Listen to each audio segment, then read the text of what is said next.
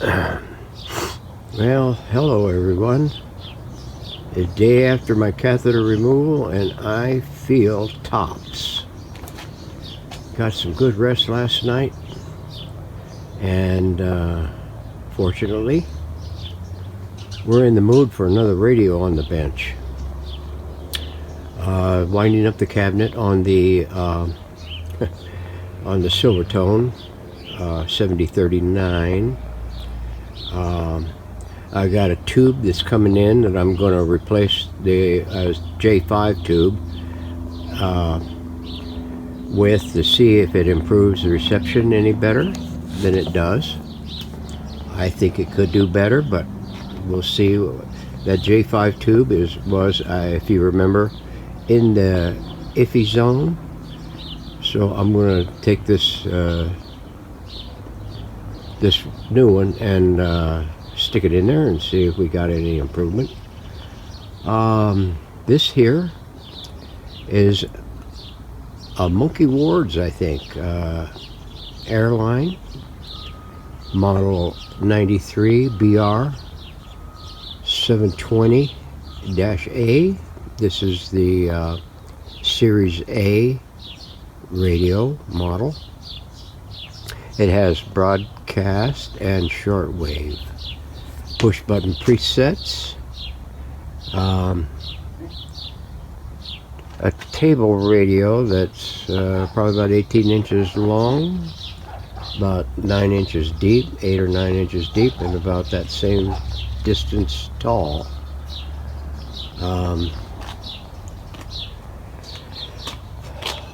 Fortunately, all the buttons and the knobs are there. Structurally good shape. Looks like it has a little inlay band on the lower section of the front with a different veneer type on the lower part of that inlay. No bezel, raw. Fortunately, the dial glass is not damaged in any way. This one here is going to clean up really nice. It might be a little deep there, but I think we can get that out. Maybe a little water infusion on the top of the radio. Not sure why they put that in there. I know it has something to do with the tuner drum or tuner shaft, but I don't know why the heck that they would put that on a radio, that unless you had to take and tweak it with a alignment or something. Let me put you down so I can turn the radio around.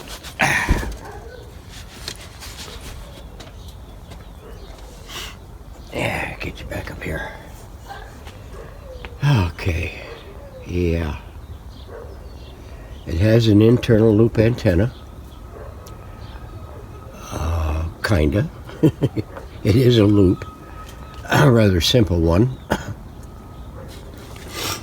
It has phono input. And it's equipped for external antenna as well.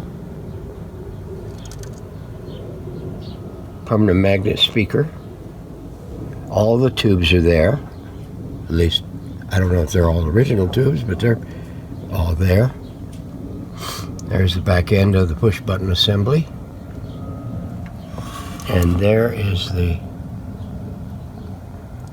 that little knockout with the right in line with the tuner shaft. Transformer type set with one capacitor mounted capacitor chassis mounted can. So let's see what Radio Museum says about this. It has 7 tubes, 6A8, 6 SK7, SQ7, 2 SQ7s, 35L6 output, 2 of them, push-pull, and a 35Z4. You know, and I don't think I have a 35Z4 in the mix. I may have, but I don't think so. I got Z5s. But maybe this one here is super good. 6 AM circuits, broadcasting shortwave, alternating current supply, permanent magnet speaker, 6-inch, 3 watts power out. Series A table model with push buttons. Okay, it's 16 1/4 by 14 1/4 by 9. I don't know where it gets the 16 1/4 by 14 1/4. That is not almost square. I don't know. You don't trust everything you read.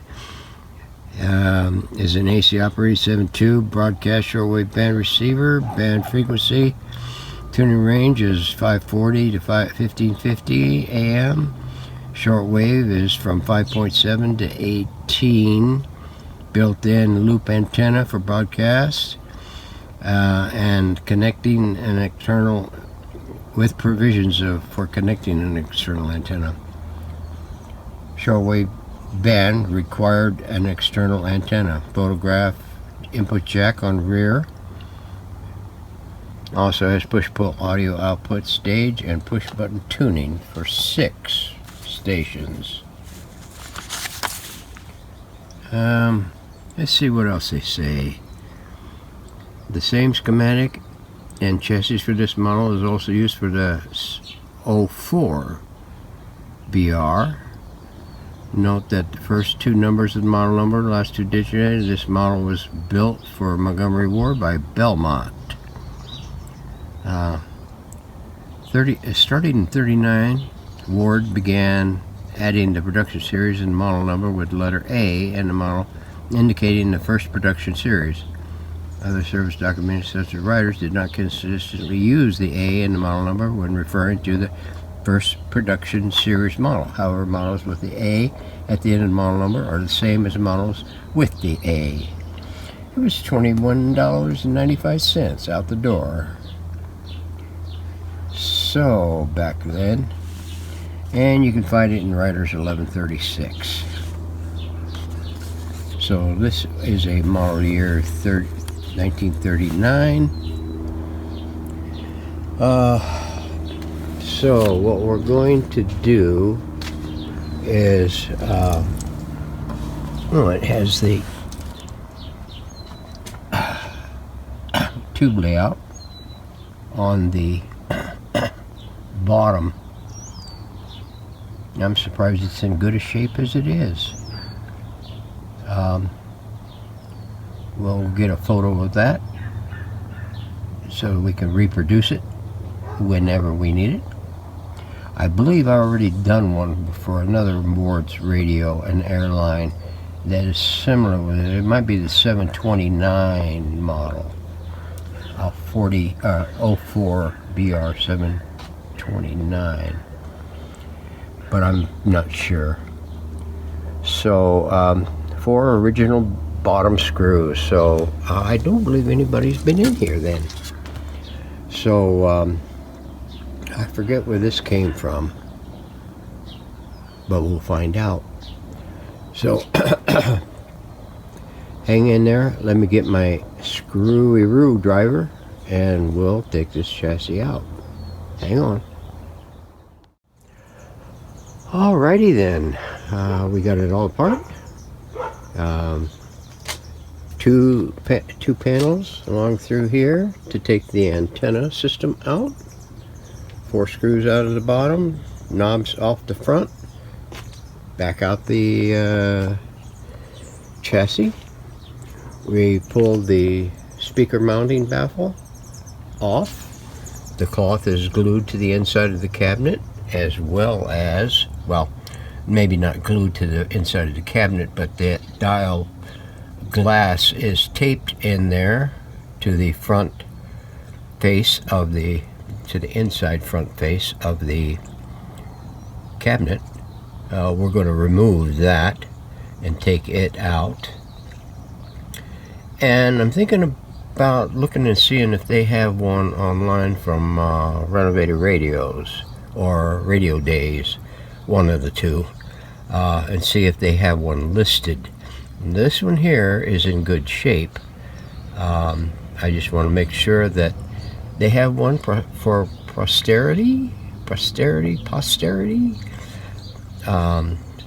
that's made available to other restorers, just in case they have a broken one. And I'll have them make me a new one, and I'll put the new one in and keep this one for my posterior. So yeah, looks like we had some varmints in here. Although I don't know what the bottom of the chassis looks like, but I'm just, I didn't find, well, I did find telltale spots of some existence here.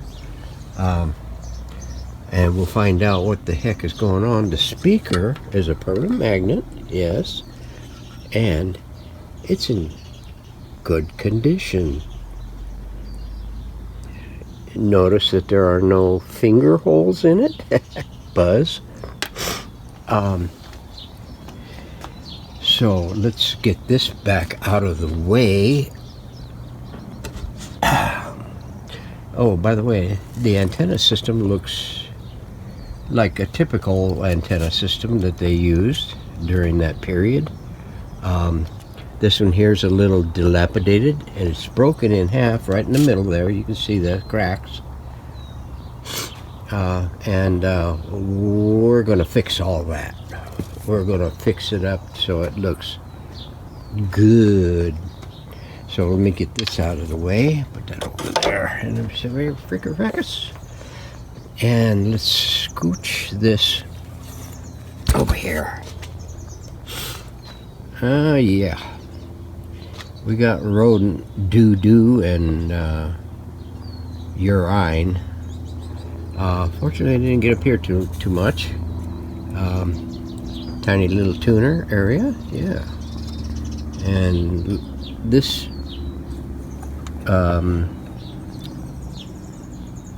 push button thing, well, when we get it turned around, it looks like it's got a lot of hours on it. That rectifier tube looks like it's got high hours.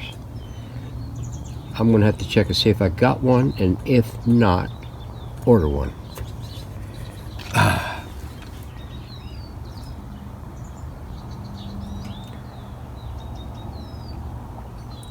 Well, I'm not sure. There seems to be a lot of solars in here, but that one has been is changed. Yeah, that one there has been changed. So I see some writing down here, and there's some writing in there. They at least identified the E-caps. 20, 20, 40. I'm pretty sure that's correct. We got a little chinkawonky there. I think that might, I'm not sure what that is. This here, that there must be a shortwave and broadcast oscillator. The band switch, and that's odd for the band switch to be all the way on the left. Usually the on-off volume is on the left, but I noticed this one here must have been made somewhere in China or something, because everything is reversed on it. Well, the tuning is the only thing that actually is the way I would think it. Tuning is all the way on the right, but they got tone, volume on, off, and then band but I noticed that on the dial, you notice in there on the dial, 55 is all the way over on the right side. So this tunes in the backwards position or direction. But small little transformer. So it's telling me that we got a shared power here. One for the rectifier and the push-pull output tubes, and all of these here are 6-volt tubes. So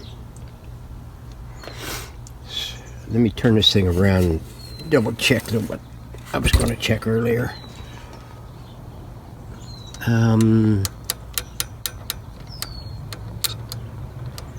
Yeah, these two here, that one flicks back, that one flicks back, and that one flicks back.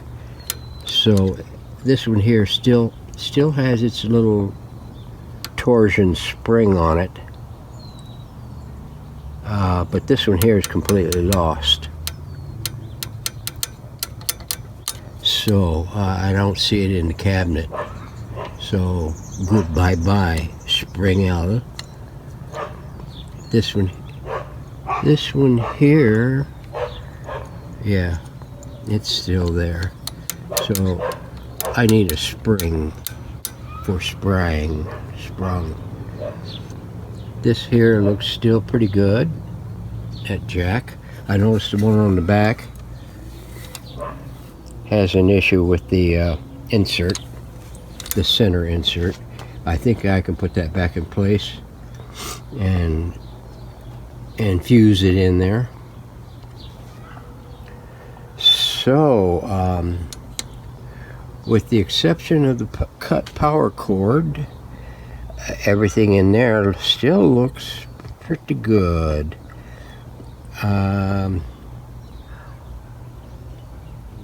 It may power up, and that's what we're going to attempt to do with that as soon as I move it in there on the bench and put a cord on it. So stand by for that. I already lost a wire on that thingy. So anyway, let's go ahead and get this thing transferred. I'll make a safe house for the cabinet and the antenna, and we'll go from there. Stand by. All right, we managed to dust this thing off while we could and get it in here and up on the operation table. It's time for the torture test. Either I'll be tortured or it's going to get tortured, but not torched. So I got this thing on my backup line cord. It's polarized. Got it in there. Checked out the rest of the chassis on the circuitry and made sure nothing was looking like it was stressing or overheated or melted. Apparently it looks like there might be one cap that was replaced. Somebody had been in there, but it looks like they hardly did anything, if anything at that. And we didn't modify anything in there. We checked the lamp to make sure that it was filament was still good on it, because that is my telltale right there, that at least the 6-volt winding is good. The other shit, well,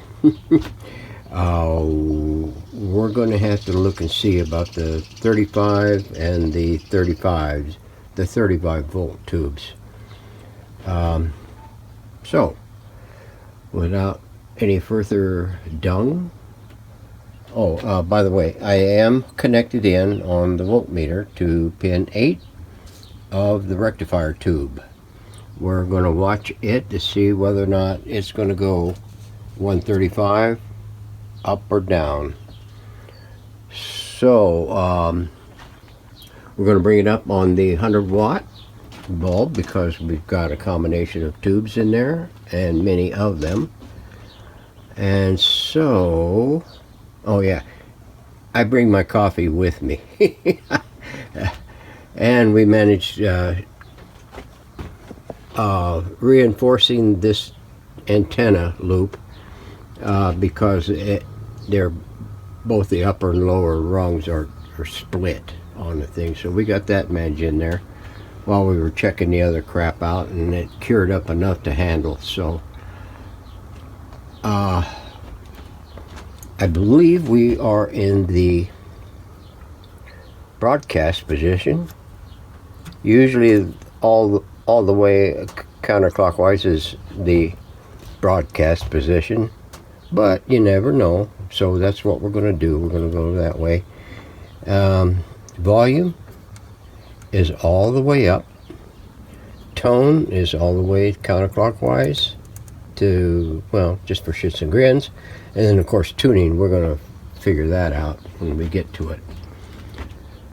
So we are on. Got a little glow worm on the lamp. It's going down, down, down, down, down.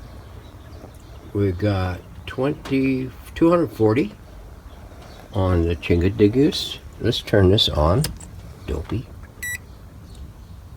Are we doing anything? Yes, we are. We're going. We're 123, 122. It's coming down, it's coming down. We must be conducting here. We got a faint glow, a continuous glow on the thing. 340 calocams. No sound to speak of, so I won't speak of it. Okay, no clack, clack, clack, clack, clack on the band switch.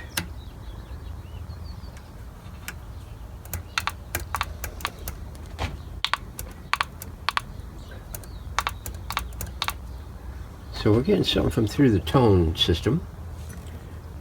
I'm all the way up, so let's see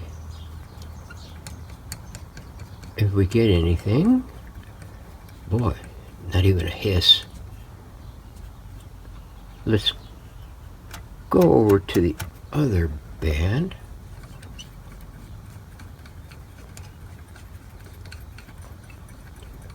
Nothing.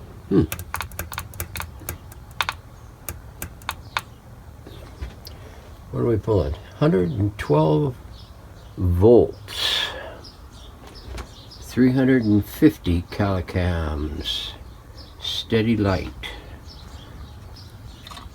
Okay. Let's go one more time around.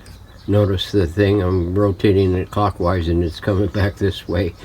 I'm not sure if that's going to be adjustable or not, but we'll make an attempt at it. Okay, so can't test the other crap, so it doesn't have anything there. So we'll go to the next step, and that is going to be check all the tubes. I'm not going to video that.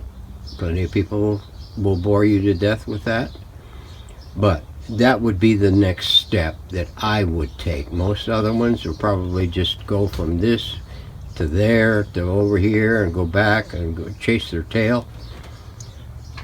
Eliminate it one thing at a time. Don't go looking for stuff under the chassis when it probably the trouble is on top of the chassis. So eliminate that problem. So we're going to check the tubes, so we'll be back. All right, managed getting the tubes all checked, and rectifier is good and strong. Pulled the next one. We pulled the two power output tubes.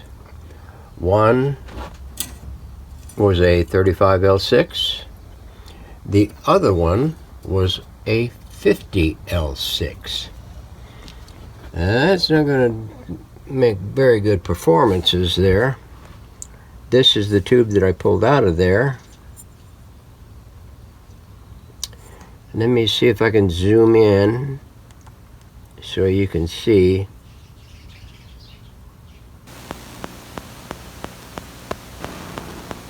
That's a 50L6. So that would make a definite change in plans. So I managed to have a couple of new old stocks, put one in there, and they're pretty much close to a match set now.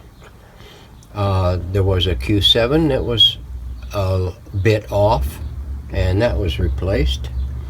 And the other two, well, the K7 is borderline, but I've had K7s that were borderline before, and they still functioned. The A8 is a good, fairly strong. So I mean, it's good. So now that is complete, we will go back, and I changed my voltmeter clip to the number pin 5, 146 AC. That is coming off of the plate. I believe that is the plate 5. Yes. The other one was the cathode, number 8. So let's power this thing back up. We are we're going to come up with the 100 water powered up. The light is on.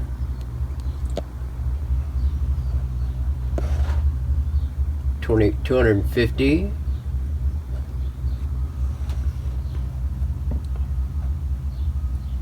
up to 130, 128, 126. We're dropping 350.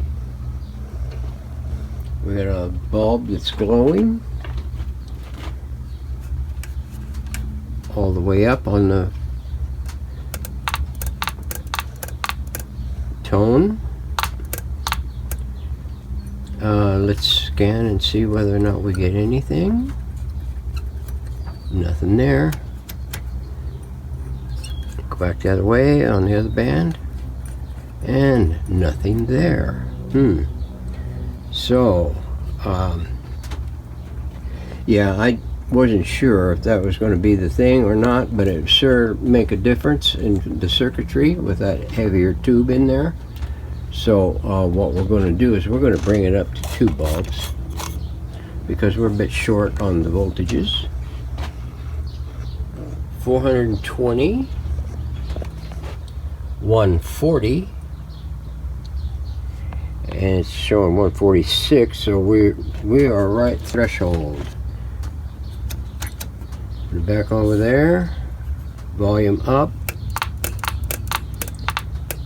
Tone clacking is getting a little louder. Let's go. Nothing.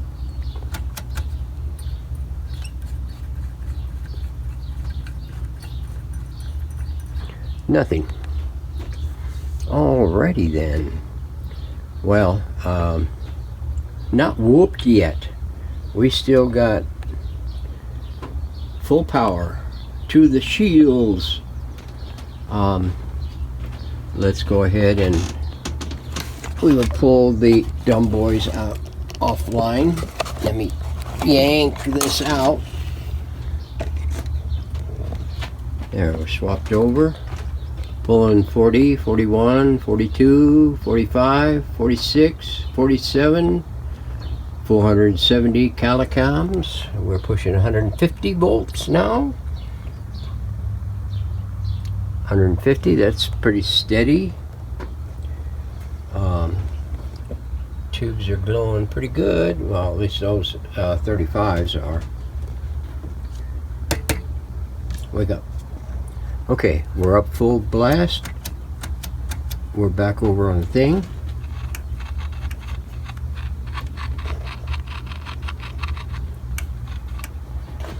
We're getting a little scratchiness from the volume control, so there must be something up with that. We're getting some louder clicks on the tone control. So let's go up. We're still 150 volts. Nothing there. Go back the other way. Nothing there. Okay. Now, we know it's not the tubes. We are barely getting sound out.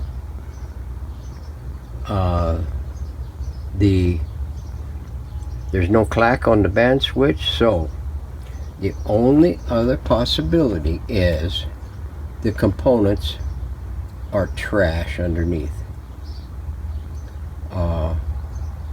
So what we're going to do is we're going to go ahead and we're going to recap all the caps that need recapping, and then we're going to check the resistors and make sure they're playing nice, and we'll give you an update whenever that is completed. I've said it before and I've said it again. I'm going to say it another time. All things being equal, the radio should work. Most people will want to take and go through and want to hunt and peck through the thing. But I'll tell you what, the first radio I put my hands on, I recapped it, and every radio after that that I bought off of eBay or that I got from somebody, I've checked it out in the same manners every time. I may not have made a video of it, but I've checked it out in a similar manner every time. Went to a recap, checked all the resistors, checked the tubes, and whenever I fired that sucker back up, it works. So there is something to be said about shotgunning the caps. Come on, they're only about 60 to 80 cents a piece. Why are you being such a tightwad? So that's just my point of view.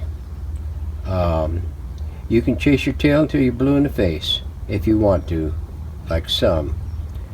But I'm telling you, all things being equal, you go in there with fresh caps, and you go in there and you change out those resistors that are out of tolerance, one way or the other way, and you go to fire that thing back up, even if it's on a dim bulb, and you're going to get a response out of it, which is a hell of a lot more than some do.